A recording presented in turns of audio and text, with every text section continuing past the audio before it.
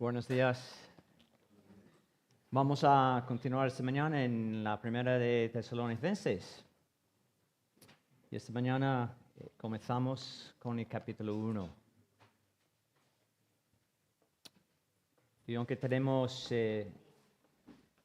vamos a leer a partir del versículo 1, vamos a enfocarnos esta mañana en los versículos 2 al 10. Esta mañana en nuestra reflexión. Vamos a orar una vez más antes de ponernos delante de la palabra esta mañana. Te invito a orar. Queremos darte las gracias, Señor, de nuevo. Gracias que tenemos una palabra de ti para nosotros esta mañana. Te pido que me ayudes a exponerlo con claridad y con entusiasmo, y que nos ayudes como tu congregación a escuchar tu voz, para que juntos podamos reflexionar sobre lo que tu Espíritu dice a nosotros esta mañana. Pedimos tu ayuda y tu guía en nombre de Jesucristo. Amén. Amén. Vamos a leer nuestro texto esta mañana, que dice a partir del versículo 1, Pablo, Silvano y Timoteo a la iglesia de los Tesalonicenses. En Dios Padre y en el Señor Jesucristo, gracia y paz sean a vosotros de Dios nuestro Padre y del Señor Jesucristo. Y vamos a parar allí brevemente, ¿no? Para recordar que la iglesia en Tesalónica era una iglesia joven, que hemos escuchado la semana pasada. Una iglesia recién nacida en el Evangelio, pero una iglesia que se nació en medio de una gran tribulación. Vivía en un contexto de una sociedad totalmente opuesto al Evangelio de Jesucristo y la señorío de la persona de Jesucristo en la vida de los creyentes que han abrazado a Cristo como su Señor y Salvador. Y vamos a seguir leyendo. Versículo 2.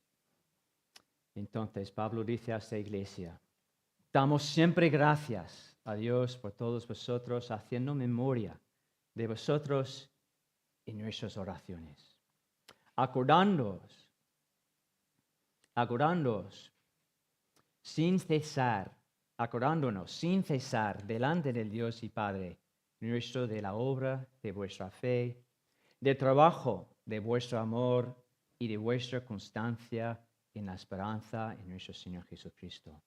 Porque conocemos, hermanos de Dios, vuestra elección, pues nuestro evangelio no llegó a vosotros en palabras solamente, sino también en poder, en el Espíritu Santo y en plena certidumbre, como bien sabéis cuáles fuimos entre vosotros por amor de vosotros.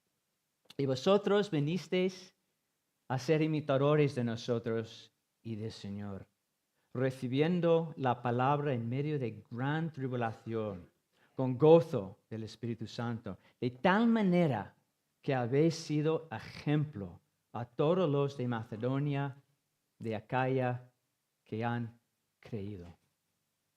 Porque partiendo de vosotros ha sido divulgada la palabra del Señor, no solo en Macedonia en Acaya, sino que también en todo lugar vuestra fe en Dios se ha extendido, de modo que nosotros no tenemos necesidad de hablar nada.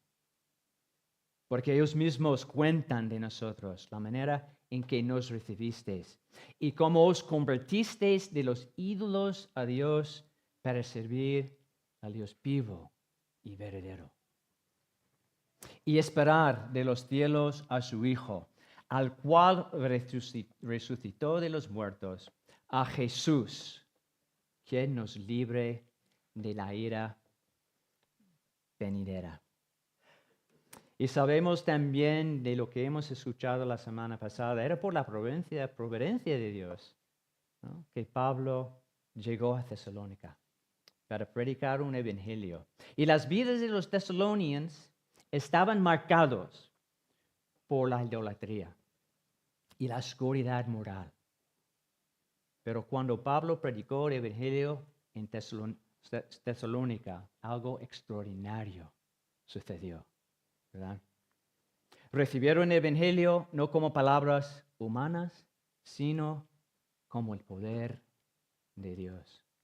El evangelio los transformó de adoradores de ídolos en siervos de Dios vivo que esperaban el regreso de Cristo. Pues el evangelio dejó su huella.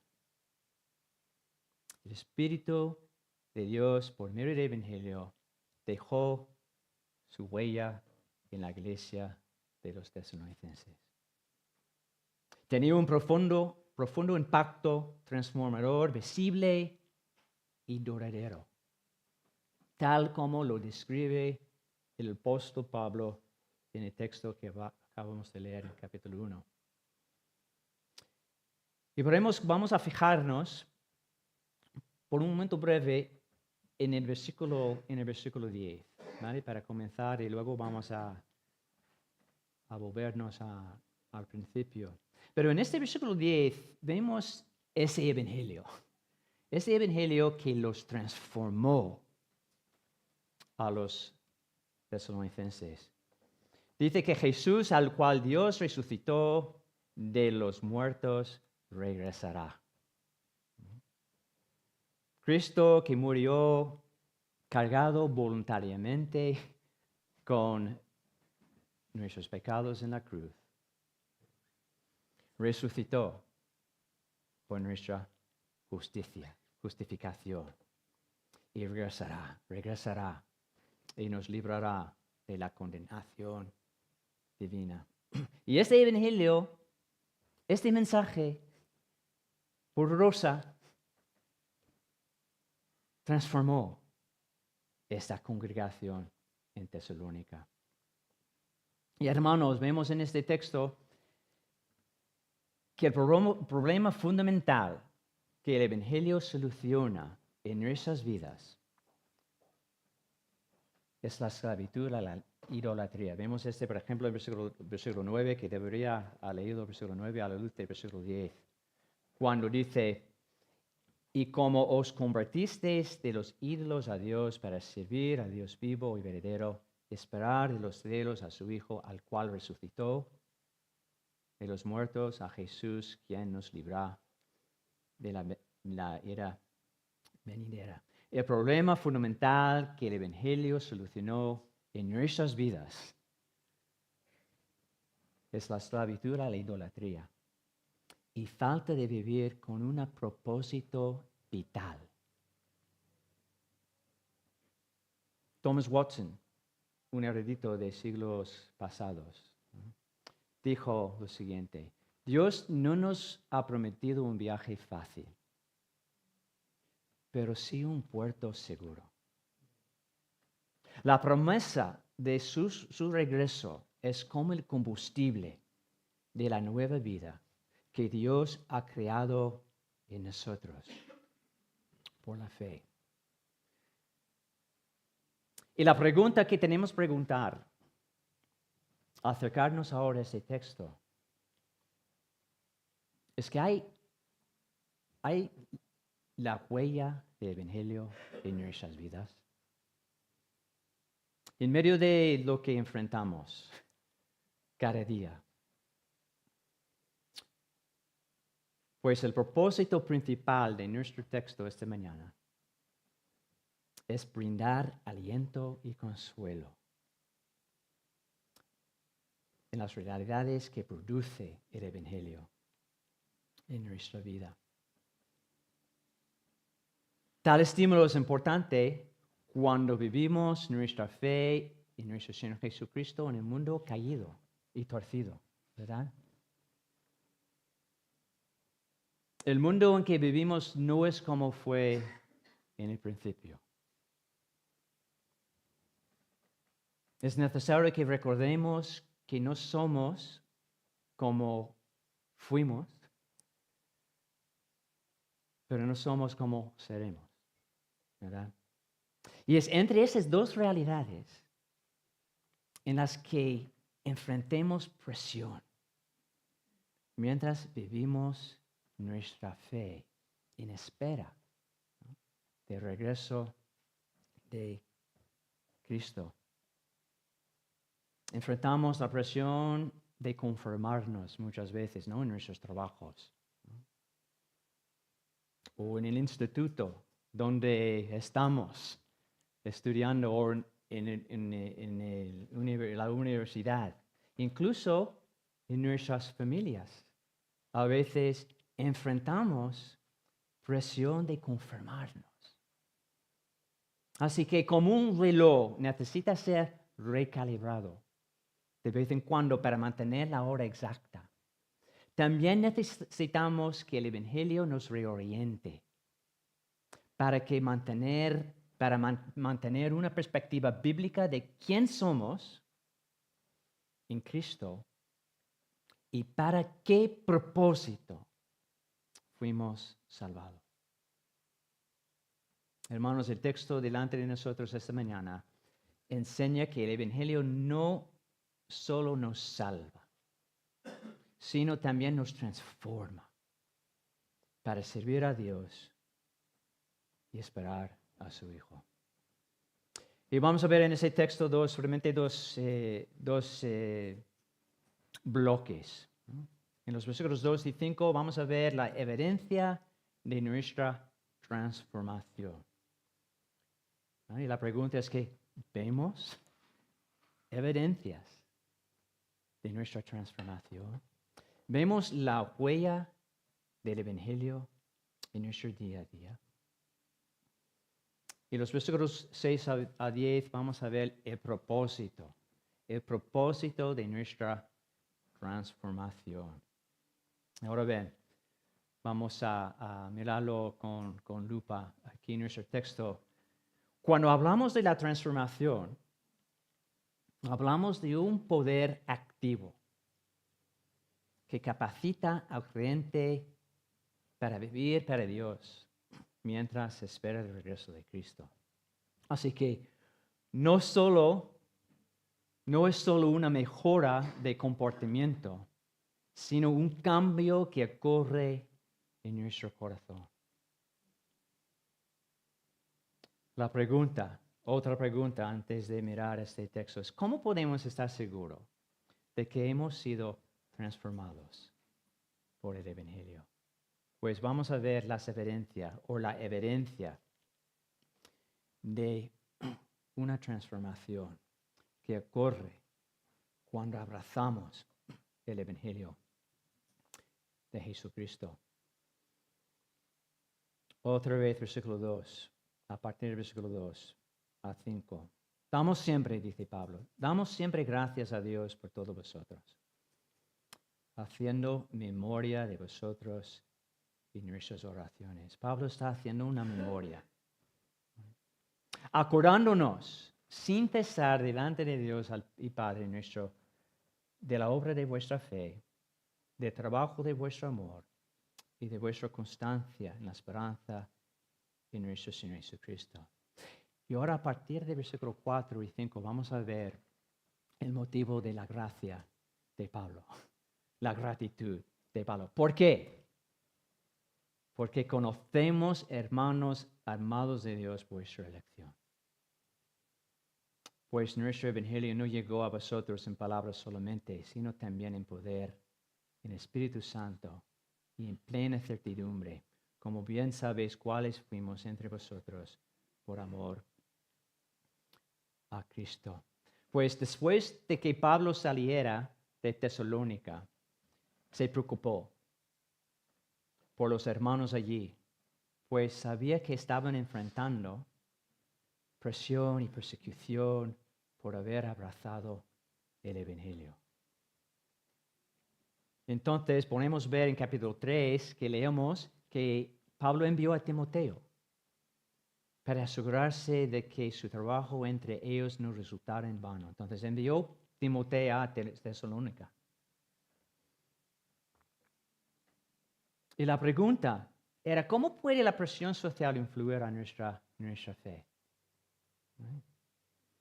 Puede creer en nosotros, en primer lugar, miedo al rechazo, y llevarnos a ocultar nuestra fe o asegurar o seguir la corriente de sociedad que nos rodea, disminuyendo progresivamente nuestra seguridad en Dios.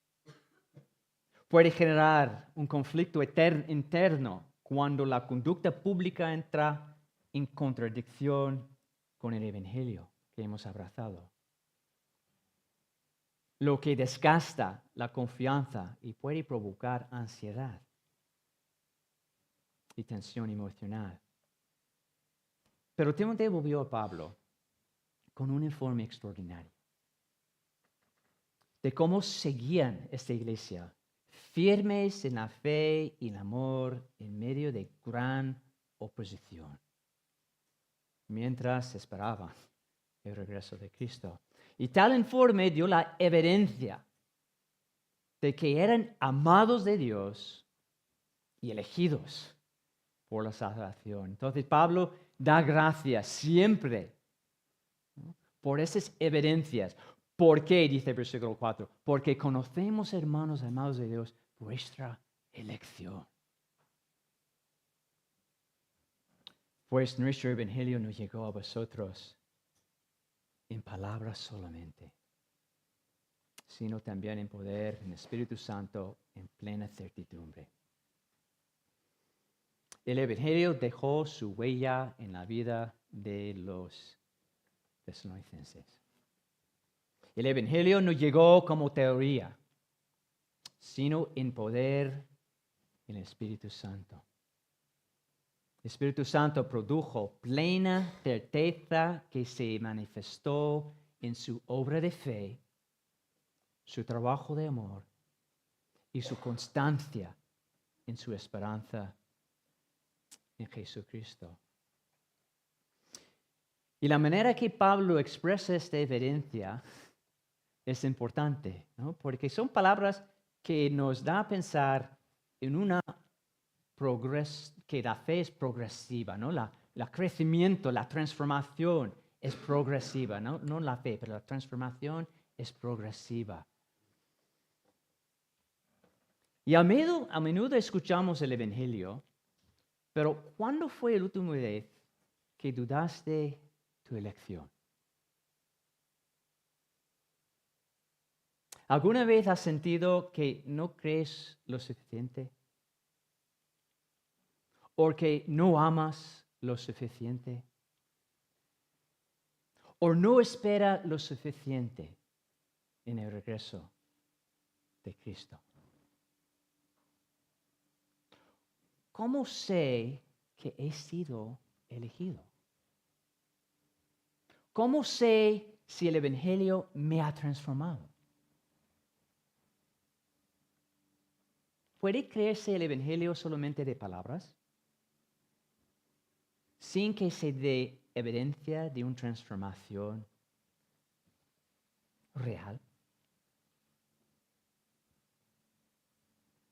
La fe y el amor, la constancia y la esperanza de los tesalonicenses son descriptivos de la realidad, de la transformación producida por el Espíritu Santo en el creyente. No son expectativas que uno tiene que cumplir para ser salvo, sino son descriptivos. Son la evidencia de la transformación del Evangelio. Romanos 6, 18, Pablo dice lo siguiente: el Espíritu mismo da testimonio a nuestro espíritu de que somos hijos de Dios. La acción de gracias de Pablo por las tesalonicenses se convirtió en una descripción de su elección. Porque haber sido amado por Dios, por haberse elegido por Dios para la salvación, mostraran en su vida esta obra de fe. En medio de las presiones, no dejaron de tener una fe en Cristo, o expresar una lealtad a Él. No dejaron de amar a Dios y también a su prójimo. No dejaron de esperar el regreso de Cristo. Muchas veces cuando vivimos la vida, y yo sé que estoy en esto también, ¿no? A veces cuando encontramos dificultades, cuando experimentamos aflicciones, ¿qué hacemos? Que miramos en nuestro ombligo, ¿verdad? Y dejamos de esperar. Dejamos realmente de creer que Dios está en mis circunstancias, obrando, transformándome. Y solo podemos creer en nuestras propias capacidades, ¿no? Y en lugar de continuar en este amor ferviente por Dios y por el prójimo, ¿qué sentamos? Que queremos ser amados, ¿no? Pero no era así. Y no es así. El Evangelio nos transforma. Nos transforma en medio de las tribulaciones. La fe, el amor y la esperanza no son la causa de la salvación, sino son el fruto de la gracia, operando en nosotros. Pablo también describe a los creyentes allí, en versículo 4, como amados de Dios. Es decir, a pesar de todo lo que los tesalonicenses estaban pasando, la relación y la actitud de Dios hacia ellos eran seguras, no cambiantes, constantes, porque eran amados de Dios, elegidos. Pablo da gracia a Dios porque conocía por la evidencia de su elección que eran amados de Dios. Hermanos, somos conocidos por Dios. No es tanto que conocemos a Él como Él nos conoce a nosotros. Ese es nuestro consuelo. Somos amados por Dios. Su amor por sus hijos es tan seguro que Pablo dice también en Romanos que nada les puede separar, nada nos puede separar de Él. Dice así, por lo cual estoy seguro, dice Pablo, de que ni la muerte, ni la vida, ni ángeles, ni principados, ni potestades, ni lo presente, ni lo porvenir, ni lo alto, ni lo profundo, ni ninguna otra cosa creado nos podrá separar del amor de Dios, que es donde, que es en Cristo Jesús, Señor nuestro. Pues Pablo no se quedó solamente con una descripción de la evidencia de nuestra transformación o de la transformación de los tesalonicenses, sino que nos lleva a entender el propósito de esa transformación. Entonces, no es suficiente recordar los cambios que por la gracia de Dios ocurre en nuestras vidas por la obra de su Espíritu Santo, ¿no? Por el Evangelio, sino que es necesario entender el propósito de nuestra transformación. Y lo vemos en los versículos 6 a 10, cuando vemos el propósito de nuestra transformación. La huella más notable del Evangelio en el creyente es la conversión. Los tesalonicenses se convirtieron de los ídolos a Dios para servir al Dios vivo y verdadero y esperar a su Hijo. Versículos 6 a 10 otra vez, vamos a leerlo. Y vosotros vinisteis a ser imitadores de nosotros y del Señor, recibiendo la palabra en medio de gran tribulación, con gozo del Espíritu Santo, de tal manera que habéis sido ejemplo a todos los de Macedonia, de Acaya, que han creído. Porque partiendo de vosotros ha sido divulgado la palabra del Señor, no solo en Macedonia y en Acaya, sino que también en todo lugar vuestra fe en Dios se ha extendido. De modo que nosotros no tenemos necesidad de hablar nada. ¿Por qué? Porque ellos mismos cuentan de nosotros la manera que nos recibisteis.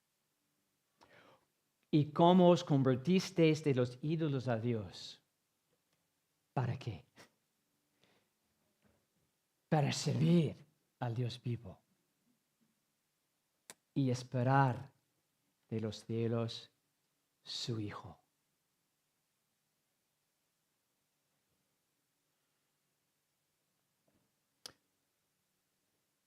Los tesalonicenses dejaron de adorar ídolos para servir al Dios vivo y verdadero.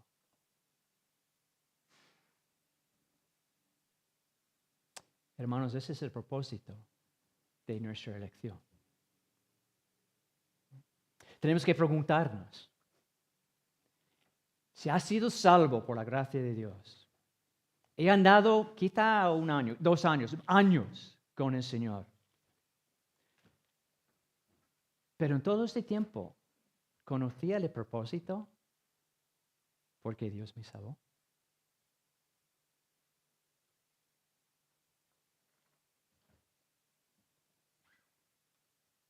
El propósito de nuestra elección es servir a Dios y esperar a su Hijo.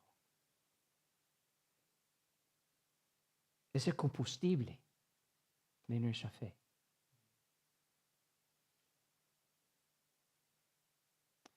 Pero ¿podemos servir al Señor y seguir siendo idólatras?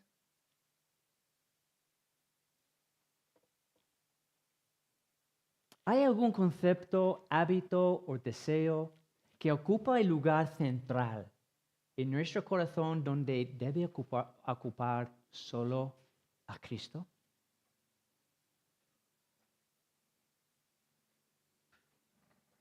La conectividad puede ser un ídolo en nuestro corazón. Hemos escuchado esta mañana las redes sociales, el uso de móvil, la televisión, la búsqueda incesante de la gratificación digital. Puede ocupar el lugar central en nuestro corazón. La búsqueda de riqueza, poder, estatus y comodidad material como fines son ídolos. Si rendimos a la presión social para definir nuestra identidad y así evitar el desprecio o el castigo social, hacemos la cultura un ídolo. La dependencia emocional, y ese es quizá chocante, ¿no? La dependencia emocional de nuestro cónyuge, hijos o amistades, convirtiéndolos en la fuente principal de nuestra seguridad y propósito, es idolatría.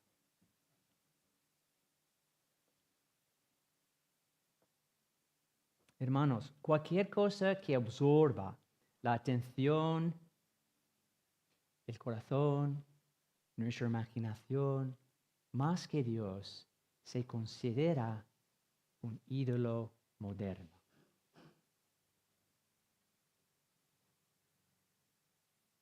Hemos convertido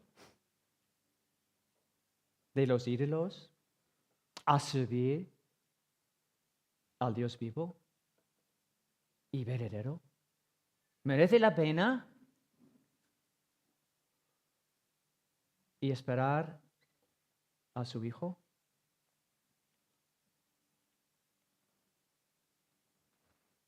¿De qué manera el Evangelio cambia nuestra adoración de ídolos a Dios? Si el Evangelio nos ha transformado, lo que dice la palabra de Dios esta mañana, sirvamos entonces.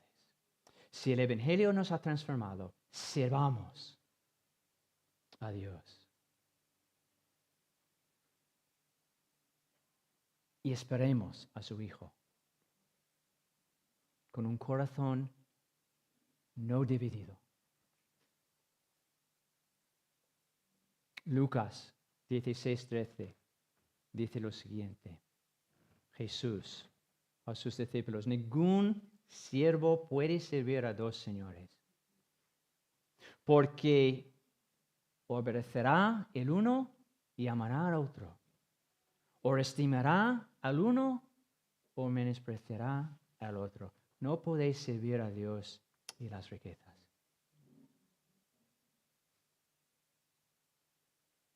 Si no veis un cambio, puede ser que no entendemos la conversión correctamente. La conversión implica un cambio de lealtad de una persona a otra. Va de la mano con el arrepentimiento que es dado de parte de Dios a los que son elegidos de Dios. La conversión muestra evidencia. Una evidencia de una transformación que ocurre, ¿no?, en nuestras vidas por causa de la gracia y por causa de la obra y poder del Evangelio y del Espíritu Santo obrando en nuestros corazones. Entonces, una pregunta más: ¿cómo luce una vida que sirve a Dios y espera a su Hijo? ¿No? Es una pregunta lógica, ¿no? Entonces, ¿cómo luce una vida que ha sido transformada por el Evangelio? ¿Cómo cambia el Evangelio nuestro servicio y nuestra esperanza? Los tesalonicenses mostraron su servicio a Dios en esperar en Cristo en medio de la adversidad. Mostraron su servicio en seguir en medio de una situación terriblemente difícil. Seguir fiel a Dios, seguir leal, ¿no? De confiar en Él, ¿no?, de amar a Él y a su prójimo y esperar con constancia en Cristo.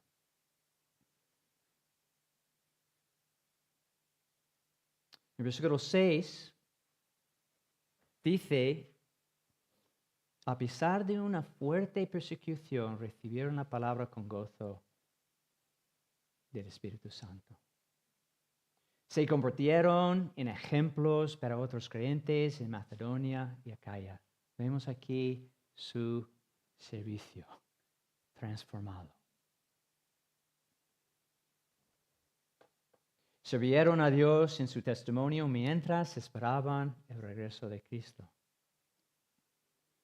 Su fe no se quedó encerrada. Dice en el versículo 8 que desde ellos se divulgó la palabra del Señor y así impactaron más allá de Tesalónica. vemos allí un servicio transformado y una esperanza transformada. El Evangelio transformó la espera en un estilo de vida activo, de fe, amor y lealtad a Dios. Todos necesitamos un ancla de esperanza, ¿verdad? Porque actúa como un mecanismo estabilizador esencial para la mente y el alma. La esperanza proporciona firmeza durante tormentas, crisis y situaciones difíciles. Si algo debe anclar tu esperanza, que no sea otra cosa que el regreso de Cristo. Cuando vemos evidencias de la transformación del Evangelio en nosotros, que nos gloriemos. No en la evidencia, sino en el Dios que produce en nosotros esta obra de fe, amor y esperanza. El propósito de nuestra transformación es percibir al Dios vivo y esperar a su Hijo. Gloria a Dios que el Evangelio no solo nos salva, sino que también nos transforma. Que Dios no nos deja seguir igual que somos hoy, pero va transformándonos. Y lo hace por medio de las adversidades, las dificultades, en medio de nuestras circunstancias. Dios no obra circunstancias en nuestras vidas para disminuir nuestra fe, sino para aumentar nuestra fe, nuestro amor y la constancia en nuestra esperanza. Que el Señor bendiga su palabra esta mañana y que el Señor bendiga su iglesia.